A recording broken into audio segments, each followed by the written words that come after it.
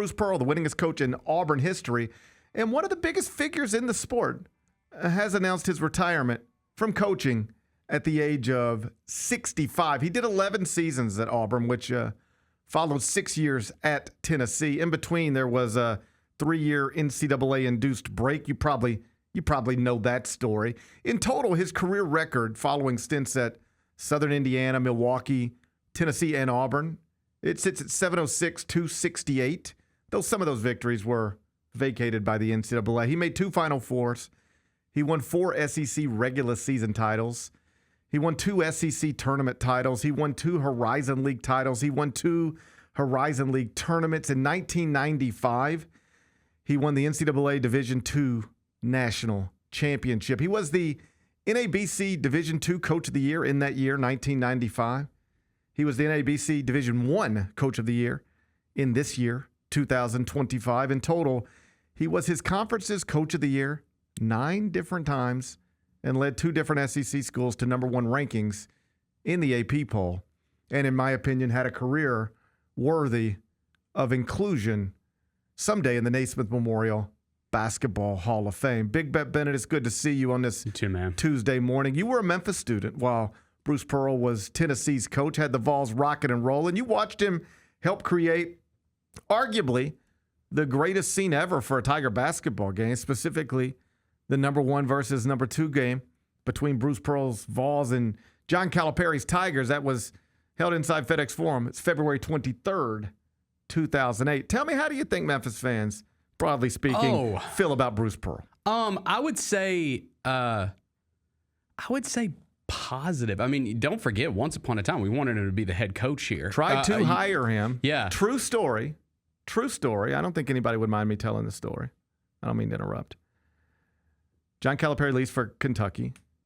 Memphis is trying to get a big name to replace him. Mm-hmm. I mean, they reached out to everybody. Rick Pitino, Billy Donovan. There were no stones left unturned. At one point, somebody asked me, an influential person connected to the University of Memphis, if I thought Bruce Pearl would maybe be interested in replacing John Calipari at Memphis, because one thing Bruce did really like about the idea of being the Memphis coach is that in Knoxville, you're always the basketball coach, never the football coach. But in Memphis, you could really run the city as the basketball coach. And I think he was intrigued on some level by that. So somebody at Memphis reached out to me and said, do you think Bruce Pearl would be interested? I said, let me make some phone calls. And I connected these people. They had conversations together. And within 24 to 36 hours after I reported Memphis is considering making a run at Bruce Pearl to replace John Calipari as the Tigers basketball coach, that was reported on CBSSports.com. Within very quickly, he got a new deal. Yep. To remain at Tennessee. And the next time I saw Bruce Pearl in person, he said, hey, by the way, thank you for that report. You made me $2 million. Yeah. All it took was one story to get him a $2 million, whatever the extension was. But you're exactly right. Back to your story. There was a time where Memphis fans would have killed. There was a time where Memphis fans did not like Bruce Pearl at all. And then there was a time where they would have killed to have Bruce Pearl coach their basketball program. Yeah, and I mean, I think too, because he recruited here a little bit, and so I think he felt like that if he was able to come here and be the Memphis coach, that at one point that he would be able to recruit at a high level. And this was when local basketball was huge, right? I mean, it still is big, but I'm saying, it was a different time for sure. It was a different time for sure. And I also think people would just look back fondly on him because he played us. I think that, he wasn't scared to play Memphis, or I won't even say scared, just, when it's harder and harder for a school like Memphis to schedule Power 5 opponents, Bruce Pearl never shied away from that. And I think Memphis fans respect that. I think he has a good place in his heart about Memphis. Yeah. I think he likes the city. He came back here, in between Tennessee and Auburn, he worked at ESPN. Mm-hmm. He came back here and helped Josh Pastner one time with Memphis Madness. emceed it almost and had on a Memphis jacket or sweater of some sort. I remember thinking, Josh, be careful. This guy will take your job. Right. Yeah. But he's always he's been on radio here. He's been on this show here. He played Memphis when he was at Tennessee. He continued to play Memphis when he was at Auburn. I mean, Memphis and Auburn do have an exhibition scheduled for next month. Like, that can't happen without Bruce Pearl signing off on it. So I think you're right. I think Memphis fans, like, are conditioned on some level to always hate Tennessee, everything connected to it. But I think most Memphians have, like, a fond memory, a fond feeling about Bruce Pearl, broadly speaking. Obviously, when this news breaks yesterday, a lot of people are asking why. Like, why now at the relatively young age of 65? Why now, like in September? This isn't a normal time to be making changes to a basketball staff. Why now, barely a month, again, before Auburn and Memphis play an exhibition? Michael Wilbon speculated about this yesterday on Pardon the Interruption. Do you see this? Mm-hmm. He wondered aloud, like, was he pushed out? And if so, I hope so, because Bruce is very public with his political leanings, and they're not for everybody. And so Michael Wilbon was like, Bruce Pearl has been tweeting and saying some divisive things. To be clear, these are Michael Wilbon's words, not mine. Mm-hmm. And if he was forced out, then don't bother me at all. The problem with that theory is, like, it makes no sense whatsoever. Force him out. First off, they don't care in Auburn, Alabama. I was just going to say that. About the same things Michael Wilbon probably cares about in any sort of meaningful way. Bruce Pearl might alienate some people in, say, New York City or Los Angeles, or maybe even Michael Wilbon, but he ain't really hurting himself too much in the state of Alabama. He could have run for Senate seat and probably won it. Force him out and what? Give him a job within the athletic department as an ambassador and then hand over an SEC job to his son and a new 5-year contract? It doesn't make any sense. He was not forced out. His son is now in charge of the program, and he's going to be right there beside his son. Yeah, he's not an interim coach. Like, come on. Yeah, that's crazy. It just doesn't. With all due respect to the legend Michael Wilbon, that just doesn't make any sense. I mentioned he could have run for the United States Senate. This had been whispered about in basketball circles for a while now. I pulled up a text message I sent to my colleague at CBS Sports, Matt Norlander, in early August, like saying, hey, have you heard anything about BP maybe retiring? And he was like, of course, we're all hearing that, but it at that moment, it wasn't going anywhere. And subsequently, Bruce was asked about it, like on camera, and he just sort of downplayed it. With a bit of hindsight, he was clearly being coy, but he sort of downplayed it when he was asked about it in recent weeks. And then, of course, the announcement comes yesterday. He wasn't forced out. He announced yesterday that he has no plans to run for the Senate seat, so it doesn't sound like he's leaving coaching to launch a political career, or at least not to immediately launch a political career. Again, he's only 65, and in this country, you can have a political career until you're like 190, so he's got time. It more than anything sounds like he just wants a different lifestyle. And also, if you're wondering about the timing of this, I don't think it's obviously wrong to suspect that maybe he let this drag deep into the calendar, in part to set it up where there's really no great option other than to just give the job to his son and hand it over at a good time to your son. When you're coming off of a Final Four, a season where you had a number 1 ranking, where you've got a preseason top 25 team, like, there's no guarantee your son's ever going to be able to do this job well. We'll see. But, like, you can do your best to set him up for it. And there's a lot of people who think that is what Bruce Pearl did here. And let me ask you, if he did, should Auburn fans be bothered by that? Should people, broadly speaking, be bothered by that you manipulated the process possibly to ensure your son gets this SEC job? I mean, I don't think so, because I keep going back to they gave him a multi-year deal. It's not like they just named his son the interim head coach. It seems like that they were ready for this. The argument would be this. If you announce your retirement in March or April, which is the normal time to do this, then they can open up the coaching search on a national level and probably go hire somebody different if they wanted to. But when it's September 22nd, no, you can. I mean, you can do anything you want, but this is not ideal. You probably need, in the spirit of stability, just need to elevate an assistant. And can't guys transfer immediately? Yes, but part of that is probably they got all that locked up already. I got you. You know, that part of that was probably, hey, I'm still going to be here. The guy who recruited you is now your head coach. Him, yeah. It's all like, I'm sure they got in. Yes, the players can transfer right now. I doubt you're going to see a big problem with that. The argument from some people would be, yo, man, you don't just do stuff like this to manipulate a hiring process and guarantee your son gets this job. That's a little. Do you have a problem with it? I mean, not really.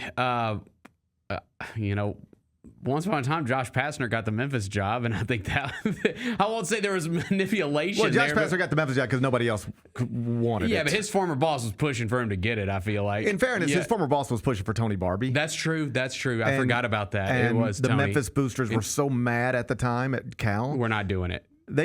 Cal could have told them, hey, hire Billy Donovan, and I know Billy will take the job. And they'd have been like, if you want Billy Donovan to have this job, we will not hire Billy Donovan. They were just so mad. Mm-hmm. They were not going to hire anybody John Calipari wanted. Gotcha.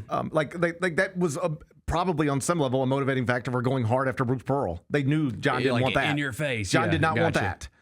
John wanted Tony. John, here's a similar situation. Bob Knight abruptly retired in the middle of a season, and they just handed the job to his son because there was nothing else to do. Remember that? Yeah. And people think that he took the job into the season so that he could retire in season, and they got no choice but to hand it to his son. Some people are bothered by this.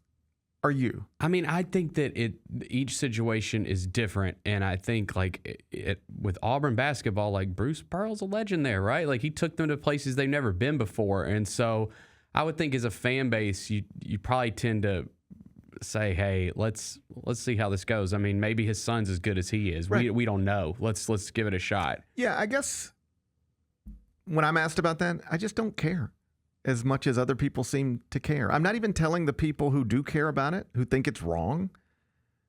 I'm not even telling you you're wrong. I'm just telling you I don't care because it's the way the world works. Yeah, plus it's the SEC. We know they're putting money into that thing in Auburn, evidence being they just went to a Final Four, so they're getting good players. And so if it doesn't work out, you go hire, a great coach, and you keep recruiting at a high level. Well, Dan Wolken, our friend who's now comments at Yahoo Sports, previously at USA Today, tweeted last night something along the lines of, is hiring a Nepo child with no head coaching experience only to have to undo it in 3 years worth it after you make 2 Final Fours? And I was like, I think so. And I clicked on it, and most Auburn fans, you know what they said? Yes, it is. Do you know the history of our program? We've done nothing. Yeah. They like that guy. Yeah. Memphis is a proud basketball program with 3 Final Fours. Bruce Pearl has 2 in like the past 6 seasons. All right? He's nearly caught Memphis's all-time Final Four achievements in the past 6 seasons. Yeah, if his son's not great, then we'll fix that when we need to fix that. Like at Oklahoma State, Sean Sutton followed Eddie Sutton. It didn't go beautifully, and they undid it. Pat Knight followed Bob Knight. It didn't go perfectly, and they undid it. Kevin Kruger followed Lon Kruger at UNLV, or at least coached at UNLV after his father was previously the coach there. Mm-hmm. It didn't go well. They undid it. There's nothing unique in college basketball about a all-time great coach naming his successor. Which, if you're accusing Bruce Pearl of doing this is all he really did. He just named his successor. There's nothing unique about that. Roy Williams did it in North Carolina. Jim Boeheim did it at Syracuse. Jay Wright did it more or less at Villanova. Mike Krzyzewski did it at Duke. And so if that is what Bruce Pearl did at Auburn here, that's all he's done, named his successor. And if he took it deep into the calendar to ensure that it happened, again, this is just the way the world works. And I don't mean the world of sports. I mean the world. Do you know how many people on this planet have an awesome job because their parent had the awesome job first? Yeah. I just did a Google search on nothing but that. Right now, the chief brand officer of Ralph Lauren is a fella named David Lauren. You know who David is? The son of Ralph? Yes. Yes. David Lauren now runs Ralph Lauren, or at least, to be accurate, is the chief brand officer at Ralph Lauren. He's doing a good job. I like Polo. I'm a Polo guy. Is he doing it? Who knows, right? I think Polo's still putting out good product. I'm just saying, if you're upset about Stephen Pearl being the coach at Auburn, then also throw a fit about David Lauren. Yeah. Abigail Johnson is the CEO of Fidelity. Johnson & Johnson. No. Oh, damn. She's the CEO of Fidelity Investments. Her father was the previous CEO of Fidelity Investments. The CEO before her father? Take a guess. His father. Jay Lee is the executive chair of Samsung. You're never going to believe who was the executive chair of Samsung before Jay Lee. His dad. Here locally, Richard Smith. Fathers, mothers, setting their children up for success is not unique to Bruce Pearl, and it's not unique to college athletics. We should all be so lucky. So I just don't get bothered by it. I know others do. It just doesn't bother me. This is the world we live in, and it has been for a long time. That said, it better work, because if it doesn't work, it gets real ugly. If it doesn't work, it gets real complicated. Because if you're an Auburn fan, you can be okay with this and even excited about it. I don't blame you. It's a blank canvas, and I'm not here to make any predictions. There are assistant coaches I've known who I was like, man, this guy, when he becomes a head coach, this is the next great one. And they're not even in coaching anymore. And there are other assistant coaches who I've known, and I was like, I don't know if they're made out to be a head coach. And then they get the head coaching job, and I'm like, oh, wow, they're amazing. Didn't really see that. I've been surprised both ways. As always, we'll see. But it better work, because if it doesn't,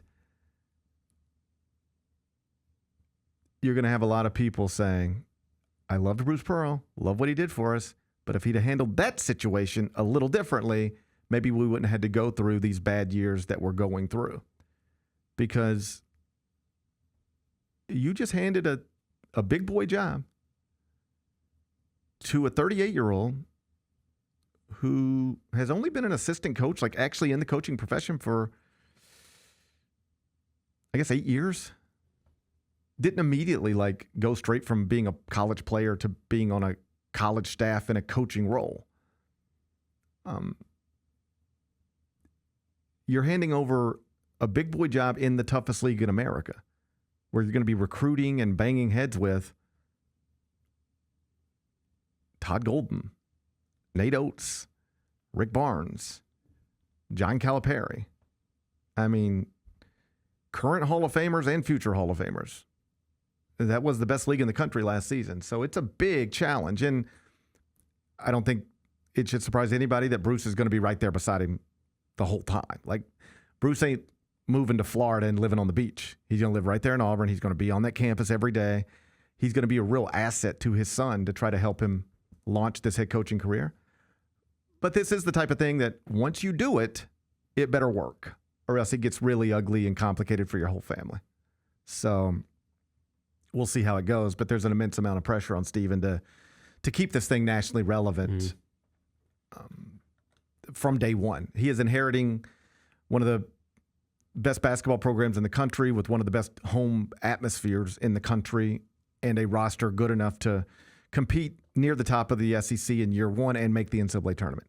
He needs to go do all of those things, because if he doesn't, then, the criticisms that popped up here and there on the internet yesterday, they'll be super loud come January, February, March. The Gary Parrish Show, live weekdays at 10 a.m.